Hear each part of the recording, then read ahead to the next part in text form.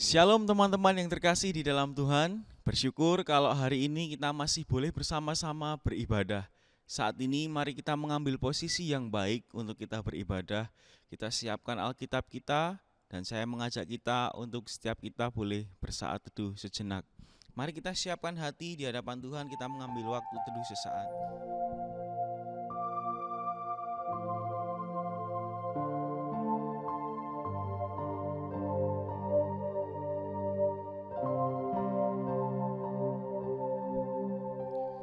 Amin. Ibadah pada hari ini dimulai dengan mengakui bahwa pertolongan kepada kita datangnya dari Allah pencipta langit dan bumi. Turunlah kiranya atas kita sekalian kasih karunia dari Allah Bapa, Allah Putra, dan Allah Roh Kudus. Mari teman-teman, saat ini kita mengucap syukur kepada Allah atas setiap berkat yang boleh Dia berikan kepada setiap kita dengan menaikkan sebuah lagu, Berkat Kemurahan-Mu.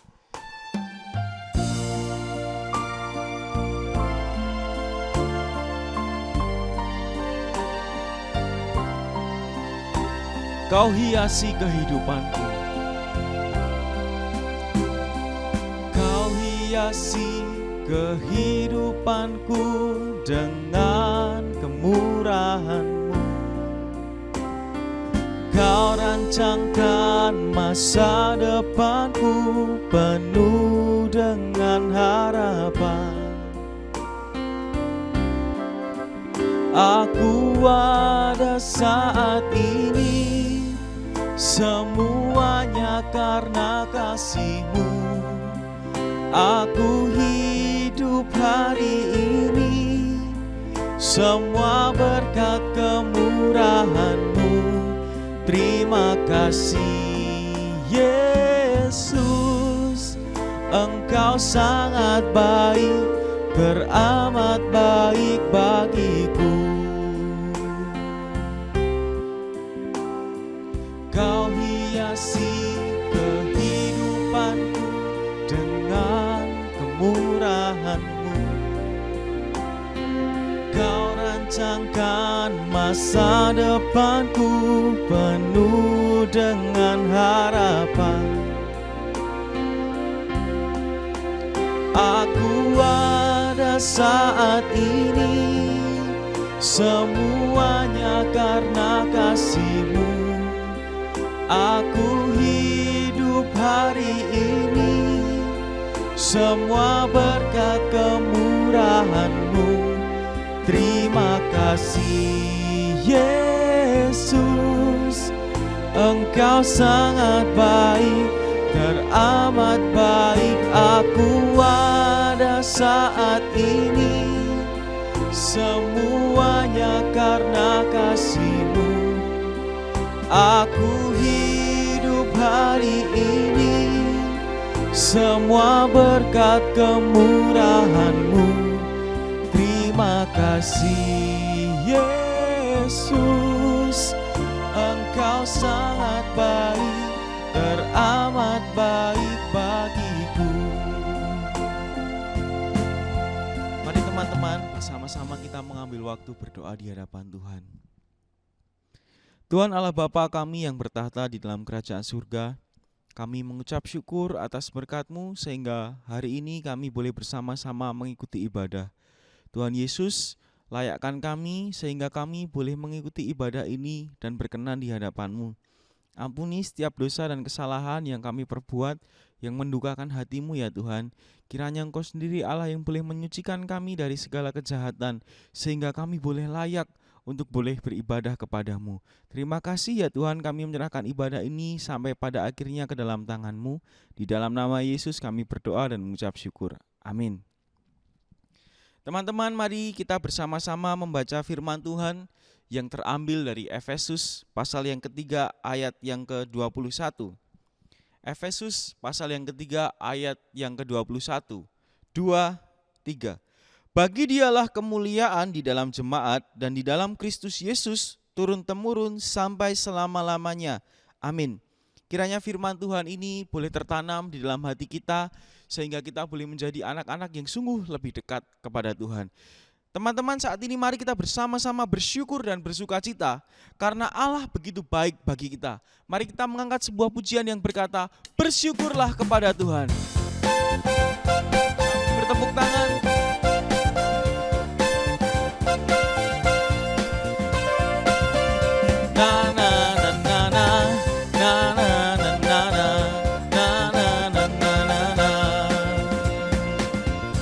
Haleluya, ku memuji-Mu Tuhan, karena kasih-Mu tak berkesudahan. Biar yang bernafas memuji Sang Raja, di atas gunung dan di dalam samudra.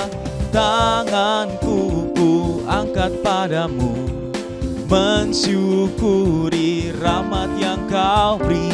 Kakiku melompat bagimu, sebab rahmat-Mu baru setiap hari. Bersyukurlah kepada Tuhan, sebab Dia baik, sebab Dia baik. Bahwasanya untuk selamanya, kasih setianya, kasih setianya. Na na na na na na na na na. Haleluya, ku memuji-Mu. Haleluya, ku memuji-Mu Tuhan, karena kasih-Mu tak berkesudahan. Biar yang bernafas memuji Sang Raja, di atas gunung dan di dalam samudra. Tanganku ku angkat padamu, mensyukuri rahmat yang Kau beri. Kakiku melompat bagimu, sebab rahmat-Mu baru setiap hari. Bersyukurlah kepada Tuhan, sebab Dia baik, sebab Dia baik. Bahwasanya untuk selamanya, kasih setianya, kasih setianya. Bersyukurlah kepada Tuhan, sebab Dia baik, sebab Dia baik. Bahwasanya untuk selamanya, kasih setianya, kasih setianya. Na na na na na na na na na na na na na. Segala puji, hormat, dan kemuliaan hanya bagi Tuhan. Teman-teman, saat ini kita mau mempersiapkan hati kita untuk boleh mendengarkan firman Tuhan. Mari kita teduh sejenak, kita menyelidiki hati kita, dan sambil kita menyanyikan sebuah pujian yang berkata, sampai akhir hidupku aku mau menyembah-Mu ya Tuhan. Mari dengan sikap berdoa kita naikkan pujian ini, dengan hati yang sungguh-sungguh mau datang kepada Tuhan dan mendengarkan firman-Nya.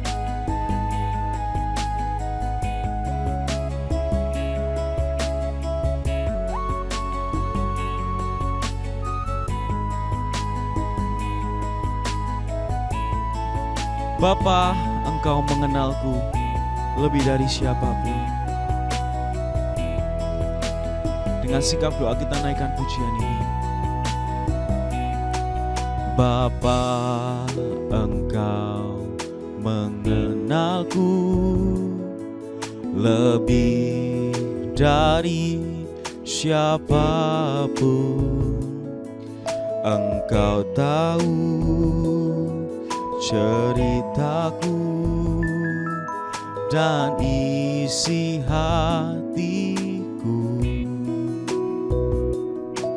Tak peduli masa lalu, Engkau tetap memilihku. Ubahkanku, sempurnakan, jadi karya yang indah. Kini aku percaya Tiada yang mustahil bagimu. Kuasamu kuatkanku, dasarku berharap. Kini aku berserah pada rancanganmu bagiku. Ku ikuti panggilanmu, ku kan setia sampai akhir hidupku. Bapa, Engkau mengenalku. Bapa, Engkau mengenalku lebih dari siapapun. Engkau tahu ceritaku dan isi hatiku. Tak peduli masa lalu, Engkau tetap memilihku. Ubahkanku, sempurnakan jadi karya yang indah. Kini aku percaya tiada yang mustahil bagimu. Kuasamu kuatkanku, dasarku berharap. Kini aku berserah pada rancanganmu bagiku. Ku ikuti panggilanmu, ku kan setia sampai akhir hidupku. Shalom teman-teman, sebelum kita mendengarkan firman Tuhan, mari bersama-sama kita berdoa. Tuhan Yesus, sebentar kami mau mendengarkan firman-Mu. Tuhan tolong kami, Tuhan sertai kami dari awal sampai akhir sehingga kami boleh dengan sungguh-sungguh menangkap apa yang menjadi maksud firman-Mu dan kami boleh melakukannya di dalam kehidupan kami. Terima kasih, di dalam nama Yesus kami berdoa, amin. Teman-teman, bersyukur kalau hari ini saya masih diberikan kesempatan untuk membawakan renungan firman Tuhan. Renungan firman Tuhan pada hari ini saya kasih judul Aku di dalam Kisahnya. Aku di dalam kisahnya. Teman-teman, saya ingin memulai khotbah saya dengan bercerita. Teman-teman pernah nggak bertanya-tanya di dalam hati, mengapa kok matahari itu cuma ada satu di dalam sistem tata surya kita? Ya, memang matahari itu banyak ya, sebenarnya matahari itu kan bintang ya. Ribuan, ada jutaan bintang. Tapi kenapa di sistem tata surya kita cuma ada satu? Bukan 2 atau 3 atau 4. Teman-teman, ada sebuah legenda rakyat Tiongkok yang cukup bagus menurut saya yang akan saya ceritakan. Jadi pada waktu itu mereka percaya bahwa matahari itu ada 10, teman-teman. Ada 10. Karena mataharinya ada 10, bumi kemudian menjadi sangat panas dan terbakar di mana-mana. Oleh karena itu, Dewa Langit mengutus satu orang bernama Hou Yi untuk kemudian dia turun ke dalam dunia dan memanah 9 matahari. Sehingga 9 matahari yang dipanah itu kemudian redup dan mati, menyisakan satu saja. Waktu Hou Yi ada di dunia ini, dia kemudian menemukan sebuah obat di mana kalau orang meminum obat itu, orang tersebut bisa terbang menuju langit. Nah, suatu hari Hou Yi ini pergi, entah kemana dia pergi dari rumahnya meninggalkan istrinya. Waktu dia pergi, rumahnya tiba-tiba kerampokan, dirampok oleh orang-orang. Di rumahnya cuma ada istrinya saja. Nah, karena istrinya merasakan ketakutan yang begitu luar biasa, istrinya memutuskan untuk meminum obat yang diracik oleh Hoi. Alhasil, sang istri pun terbang menuju langit. Ketika Hoi sampai di rumah, begitu kagetnya dia ketika dia melihat istrinya sudah tidak ada, tetapi terbang menuju ke langit. Lalu Hoi berdoa kepada Dewa Langit dan berkata kepada Dewa, "Dewa, bisa enggak kalau semisal istri saya dikembalikan lagi ke dunia ini?" Tapi Dewa menjawab, "Tidak bisa." Lalu kemudian karena istrinya tidak bisa turun ke dalam dunia lagi, sang dewa memiliki satu solusi, yaitu merubah sang istri menjadi bulan di atas sana, sehingga Hoi bisa melihatnya setiap hari. Nah, cerita yang disampaikan oleh saya itu adalah cerita legenda rakyat Tiongkok. Tapi menarik sekali bukan? Sebenarnya kalau kita melihat di dalam kehidupan kita sehari-hari, hidup kita itu banyak cerita. Kita itu masing-masing memiliki cerita di dalam kehidupan kita. Misalnya kita kalau ada hari ini, kita punya adik, punya kakak, punya papa, punya mama, kita lahir dari keluarga yang seperti apa, kita semua memiliki cerita kita sendiri. Dan kita hidup dikelilingi oleh cerita-cerita yang beredar di sekitar kita. Tapi teman-teman tahukah, sebagai orang percaya, sebenarnya kita itu punya cerita yang lebih besar daripada cerita hidup kita sendiri, yaitu ceritanya Allah di dalam kehidupan kita. Ceritanya Tuhan Yesus di dalam kehidupan kita. Teman-teman, kita sebenarnya ada di dalam cerita Allah yang besar, yaitu cerita tentang kasih Allah. Teman-teman, cerita Allah dimulai ketika Allah ingin berelasi dengan manusia. Dia menciptakan manusia dan menempatkan mereka di Taman Eden. Akan tetapi teman-teman tahu, mereka jatuh di dalam dosa. Mereka ingin sama seperti Allah, memakan buah pengetahuan yang baik dan yang jahat, dan akhirnya mereka terusir dari Taman Eden. Manusia tidak bisa lagi masuk ke dalam Taman Eden. Mereka terpisah dari Allah. Tetapi apakah Allah tinggal diam? Tidak.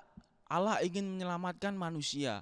Allah ingin mengubah manusia semuanya sama seperti awal, orang-orang yang baik. Akhirnya Nabi Nuh diutus, Nabi Nuh dipanggil karena dia dekat dengan Allah, dia dipanggil sekeluarga, dinilai Allah sebagai orang baik.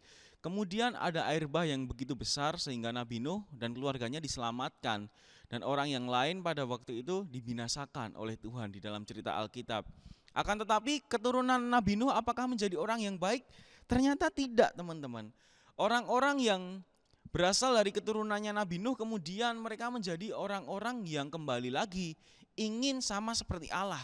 Mereka mendirikan menara Babel yang begitu tinggi. Allah pun murka sehingga Allah menghukum mereka. Mereka dipencarkan Allah ke tempat-tempat di seluruh dunia. Di dalam bahasa yang berbeda-beda. Di dalam karakter dan budaya yang berbeda-beda. Sampai pada suatu hari Allah itu memanggil keluarga Abraham untuk menjadi umat Allah. Menjadi suatu bangsa yang dapat membawa berkat dan keselamatan bagi bangsa-bangsa. Bangsa itu diberi Allah nama bangsa Israel.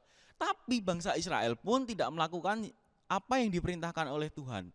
Mereka melakukan apa yang jahat, sehingga mereka dibuang di tanah Mesir. Tapi apakah di tanah Mesir Allah diam saja? Tidak. Melalui Musa kita tahu bangsa Israel dikeluarkan dari tanah Mesir dan kemudian masuk ke dalam tanah perjanjian. Di dalam tanah perjanjian apakah kemudian bangsa Israel hidup sesuai dengan perintah Allah? Tidak juga. Mereka kembali lagi melakukan kejahatan. Di dalam kitab Hakim-Hakim dikatakan bahwa setiap orang berlaku menurut keinginannya sendiri. Kebenaran itu menurut masing-masing orang. Mereka tidak taat kepada kebenaran Allah. Bahkan setelah masa hakim-hakim mereka meminta raja supaya sama seperti bangsa-bangsa yang lain. Akan tetapi karena Allah begitu mengasihi manusia, Allah menjanjikan Mesias melalui keturunan seorang raja. Raja siapa? Raja Daud. Kita tahu bahwa ketika Raja Saul, raja yang pertama dari bangsa Israel, memimpin Israel penuh dengan kejahatan, kemudian Allah tidak berkenan kepada Saul dan diganti menjadi Daud. Nah, mulai masa Daud inilah janji akan datangnya Mesias itu mulai tergenapi. Dari keturunan Daud akan lahir seorang Mesias yang bisa menyelamatkan dunia. Dan kita tahu setelah bertahun-tahun berlalu, Mesias itu datang di dalam diri Tuhan Yesus Kristus.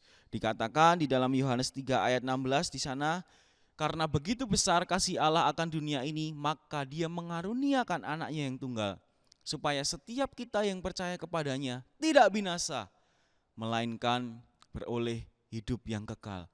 Tuhan Yesus kemudian mati, menggantikan umat manusia, menebus kita semua dari jurang maut, dan Dialah Mesias yang bisa menyelamatkan kita dari dosa. Hari ini Tuhan Yesus ada di mana? Minggu yang lalu kita baru memperingati Tuhan Yesus itu naik ke surga. Tuhan Yesus naik ke surga, dan sekarang kita lagi ada di dalam masa penantian datangnya Roh Kudus. Nanti tanggal 31 kita akan memperingati hari Pentakosta. Tapi hari ini Tuhan Yesus sudah ada di surga bersama Allah Bapa. Nah teman-teman, kalau kita melihat cerita yang besar ini, mungkin kalian bertanya, loh bagianku di dalam cerita ini ada di mana? Teman-teman, kita semua memiliki bagian di dalam ceritanya Allah. Kita semua orang percaya yang hidup hari ini tinggal di dalam sebuah masa di mana kita sedang menantikan kedatangan Tuhan Yesus yang kedua kalinya.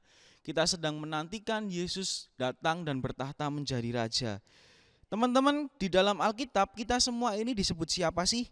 Kalau kita melihat 1 Petrus 2 ayat 9 sampai 10 dikatakan di sana, tetapi kamulah bangsa yang terpilih, imamat yang rajani, bangsa yang kudus, umat kepunyaan Allah sendiri, supaya kamu memberitakan perbuatan-perbuatan yang besar dari Dia yang telah memanggil kamu keluar dari kehidupan kegelapan kepada terangnya yang ajaib. Kamu yang dahulu bukan umat Allah, tetapi yang sekarang menjadi umatnya, yang dahulu tidak dikasihani, tetapi yang sekarang telah beroleh belas kasihan.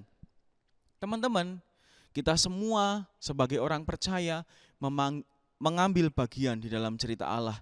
Yang pertama, melalui ayat ini kita tahu bahwa kita semua adalah bangsa yang kudus, umat kepunyaan Allah sendiri. Teman-teman, bangsa yang kudus itu apa sih? Bangsa yang kudus itu berarti kita harus hidup di dalam kekudusan, hidup sesuai dengan perintah dan ketetapan Allah di tengah dunia yang sudah gelap ini. Dunia ini menentang Allah, tetapi kita umat pilihan Allah. Kita adalah umat yang kudus, umat yang dikuduskan. Kita harus hidup sesuai dengan firman Tuhan. Teman-teman, sudahkah hidup kita benar-benar mengikuti firman Tuhan? Ataukah kita setiap hari melakukan dosa dengan begitu mudahnya di dalam kehidupan kita? Teman-teman ingat, kita adalah bagian cerita yang mau dipakai oleh Allah. Oleh karena itu mari kita hidup kudus di hadapan Allah. Hidup benar-benar sungguh-sungguh merenungkan dan melakukan firman Tuhan itu siang dan malam. Karena kita adalah bangsa yang kudus, bangsa yang dipilih oleh Allah sendiri. Dan yang kedua, tugas kita di dalam dunia ini ngapain sih sebenarnya? Di dalam Alkitab dikatakan di sana bahwa kita itu akan memberitakan perbuatan-perbuatan Allah yang besar. Memberitakan perbuatan-perbuatan Allah yang besar. Sederhananya, saya ingin mengatakan kepada setiap kita bahwa kita semua memiliki peran untuk membawa kemuliaan bagi nama Allah. Hidup kita bukan milik kita sendiri. Hidup kita bukan cerita kita sendiri. Hidup kita adalah ceritanya Tuhan yang dituliskan melalui hidup kita. Oleh karena itu kita harus memberitakan perbuatan-perbuatan Allah yang besar melalui hidup kita. Kita tidak boleh hidup sembarangan, tetapi kita hidup untuk memberitakan kasih dan kisahnya Tuhan kepada dunia yang gelap ini. Siapkah kita untuk kita memberitakan tentang Tuhan? Atau justru kita malu akan Injil Allah? Minggu lalu kita sudah mendengarkan Koarum khotbah tentang kita itu gak boleh malu untuk memberitakan Injil Kristus. Karena Injil Kristus adalah Injil yang bisa menyelamatkan. Hari ini saya ingin menegaskan kepada setiap kita lagi, kita tidak boleh malu punya Allah seperti Tuhan Yesus. Kita tidak boleh malu dengan Injil yang kita punya, melainkan kita harus memberitakannya dengan sukacita sehingga semua orang boleh mengenal Tuhan. Itulah bagian cerita kita. Kita ada di dalam masa menantikan kedatangan Tuhan Yesus yang kedua. Yang harus kita lakukan adalah kita memberitakan Injil Kristus Yesus supaya lebih banyak dan lebih banyak orang lagi boleh mengenal Tuhan dan hidup percaya kepada Tuhan Yesus. Teman-teman yang terkasih di dalam Tuhan, siapkah kita menjadi saksi Allah di tengah dunia ini, memberitakan kebesaran-kebesaran Allah?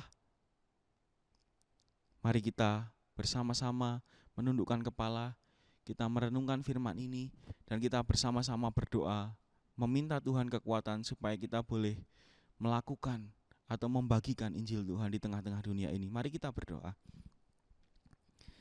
Bapa di dalam surga, kami masih muda, tetapi hari ini kami tahu bahwa ada rencana Allah yang dituliskan melalui kehidupan kami. Tuhan, kiranya Engkau sendiri Allah yang boleh memampukan kami, memberi kami keberanian untuk menceritakan perbuatan-perbuatan Allah yang besar, sehingga lebih banyak orang lagi boleh percaya kepada Tuhan Yesus. Tolong kami ya Tuhan, Roh Kudus mampukan kami, sehingga kami boleh menjadi anak-anak yang sungguh-sungguh berkenan di hadapan-Mu. Terima kasih ya Tuhan, di dalam nama Tuhan Yesus kami berdoa dan mengucap syukur. Amin. Mari teman-teman kita bersama-sama menutup ibadah kita menaikkan sebuah pujian yang berkata, Bapa, terima kasih.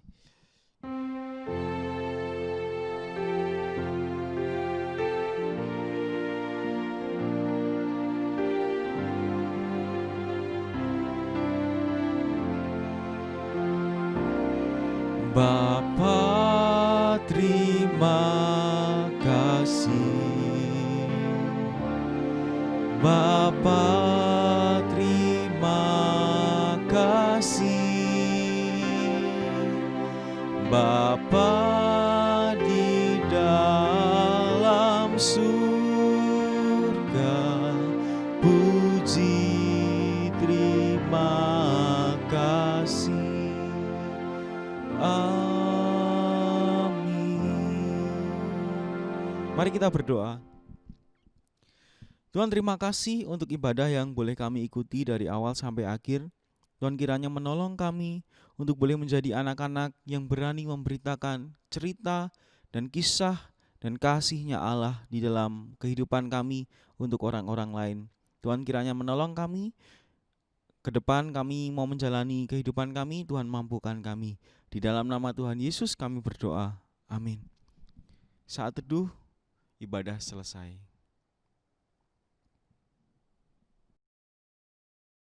Teman-teman, ada beberapa pengumuman yang ingin saya sampaikan. Yang pertama, minggu depan kita masih ada ibadah online ya. Setiap hari Minggu mulai pukul 6 pagi, linknya bisa diakses dan kita boleh bersama-sama beribadah. Tapi teman-teman, saya rindu menghimbau untuk setiap kita semua, kalau kita mengikuti ibadah online, mari kita bersama-sama mempersiapkan hati kita dengan sungguh-sungguh datang kepada Tuhan dan mengikuti ibadah itu dari awal sampai akhir. Jangan skip-skip atau potong-potong di tengah, tapi kita boleh bersama-sama mengikuti ibadah dari awal sampai akhir. Oke teman-teman, sampai ketemu minggu depan. Tuhan Yesus memberkati.